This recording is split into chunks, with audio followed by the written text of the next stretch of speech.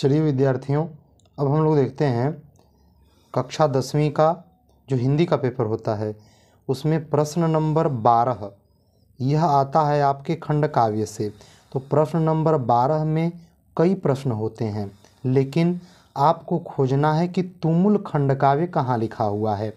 जहाँ तुमुल लिखा रहेगा केवल वही आपको करना है, बाकी प्रश्नों को छोड़ देना है। प्रश्नोत्तर 12 वाले में तो जब तुमुल आपको मिल जाएगा तो वहाँ देखिएगा कि एक तुमुल वाले में 2 प्रश्न रहेंगे। 2 में से आपको केवल एक प्रश्न करना है और उस एक प्रश्न में देखिए आपको चरित्र चित्रण लिखने के लिए कहा रहेगा या दिया रहेगा। तो आपको या तो मेघनाद का चरित्र चित्रण लिखने के लिए दिया रहेगा या फिर लक्ष्मण का, क्योंकि तुमुल खंड काव्य में लक्ष्मण और मेघनाद की लड़ाई का वर्णन है। अगर लक्ष्मण कहेगा या नायक कहेगा या प्रमुख पात्र कहेगा तब भी हम लक्ष्मण का ही चरित्र चित्रण करेंगे, चरित्र के बारे में लिखेंगे, चरित्र की विशेषताएं लिखेंगे। और अगर मेघनाद कहेगा या प्रतिनायक कहेगा या खलनायक कहेगा तब भी हम मेघनाद का ही चरित्र चित्रण करेंगे, चरित्र की विशेषताएं बताएंगे।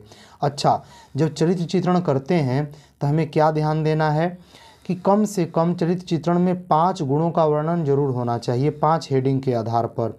तो देखिए, पहली हेडिंग आपकी हो जाएगी अप्रतिम सौंदर्यशाली। जब आप उत्तर लिखेंगे तो लिखेंगे कि यह जो तुमुल खंड काव्य है यह श्री श्याम नारायण पांडे जी द्वारा रचित है। इसमें मेघनाद का चरित्र इस प्रकार वर्णित किया गया है। और उसमें पहली हेडिंग लिखेंगे अप्रतिम सौंदर्यशाली। अप्रतिम सौंदर्यशाली हेडिंग लिखकर उसमें कम से कम 3 या 4 लाइन आपको लिख देना है कि वह बहुत सौंदर्यशाली था। लक्ष्मण जी जब उसको देखते हैं तो उसकी सुंदरता की प्रशंसा करने लगते हैं। अच्छा, फिर इसके बाद चलेंगे दूसरी हेडिंग अति पराक्रमी। अति पराक्रमी में भी 2-3 लाइनें अपने से लिखेंगे कि इसमें मेघनाद जो है बहुत ही पराक्रमी व्यक्ति है। वह जब भी युद्ध करता है तो बड़ी वीरतापूर्वक युद्ध करता है और युद्ध से कभी भी भागता नहीं है। तीसरा जो गुण या हेडिंग लिखेंगे वो लिखेंगे गुणों के प्रशंसक, अर्थात मेघनाद गुणों की प्रशंसा करने वाला व्यक्ति है।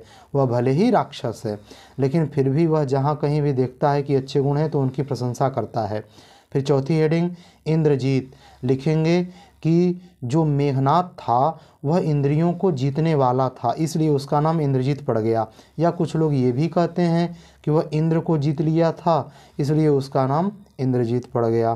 फिर उसके बाद चलेंगे अगली हेडिंग लिखेंगे अंतिम पितृ आज्ञा पालक। लिखेंगे कि लक्ष्मण जो था वह पितृ आज्ञा पालक पुत्र था, उसने अपना बलिदान दे दिया अपने जीवन का पिता की आज्ञा का पालन करते हुए। इस प्रकार आपकी 5 हेडिंग जो है वो पूरी हो जाएगी मेघनाद के चरित्र चित्रण में। अच्छा, जब लक्ष्मण का चरित्र चित्रण लिखेंगे तो ये जो 3 हेडिंग है ना, अप्रतिम सौंदर्यशाली, अति पराक्रमी और गुणों के प्रशंसक, ये हेडिंग आप लक्ष्मण में भी लिखेंगे क्योंकि ये गुण लक्ष्मण के पास भी थे। तो ये जो 3 गुण हैं मेघनाद में भी रहेंगे और लक्ष्मण में भी, केवल ये 2 गुण लक्ष्मण में बदलेंगे। तो लक्ष्मण में क्या लिखेंगे कि अति क्रोधी, अर्थात लक्ष्मण जी अति क्रोधी व्यक्ति थे, हमेशा गुस्से में रहा करते थे। अब भ्रातृ प्रेम में क्या लिखेंगे कि लक्ष्मण जी भाई से प्रेम करने वाले व्यक्ति थे। क्यों?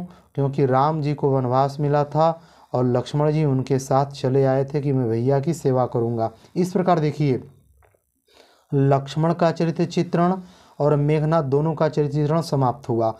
ये जो हेडिंग है अप्रतिम सौंदर्यशाली, अति पराक्रमी और गुणों के प्रशंसक, ये आप लक्ष्मण में भी लिखेंगे और बाकी ये 2 लक्ष्मण में और इधर जो 2 हैं वो मेघनाद में। और प्रत्येक हेडिंग में, 5 हेडिंग में कम से कम 3 या 4 लाइन में आपको अपने से इनकी विशेषताओं का वर्णन कर देना है। इस प्रकार देखिए आपका यह जो प्रश्नोत्तर 12 था खंड काव्य से, तुमुल खंड काव्य से, वह आपका समाप्त हो गया।